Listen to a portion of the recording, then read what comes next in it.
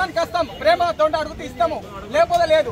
ఎందుకు కాదు, ఎందుకు ఇబ్బంది పెట్టుకుంటే భక్తులని చెప్పే భక్తులని నీకు ఇష్టం ఉంటే అడుగు. ధర్మం అనేది ధర్మము. మరి అమ్మ ఆగే వాళ్ళు ఇచ్చేది ఉంటే ప్రేమతో. తిరుపతి కాడ లేకుండా చేసిర్రా, ఈడ కూడా వీళ్ళని లేకుండా చేద్దాం.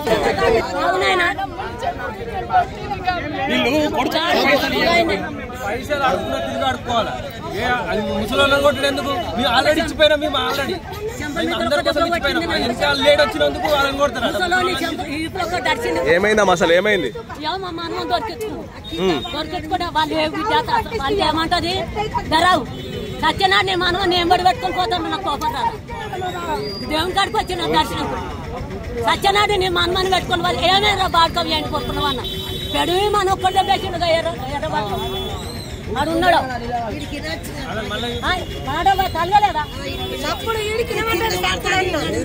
పైసలు ఇచ్చేసినాం ఆల్రెడీ. మా తమ్ముడు ఉన్నాడు, వాడి పైసలు ఏమంటారు ఆల్రెడీ ఇచ్చేసినామని చెప్పినాం. వీళ్ళు వెనకేసుకున్నప్పుడు వాళ్ళు గుంజుకొని పోతున్నారట. అన్ని ఎందుకు తీసుకుపోతాం అంటే మా అమ్మ తిట్టిందట. తిట్టినందుకు వీళ్ళు కొట్టింది, మా తాతను కొట్టింది.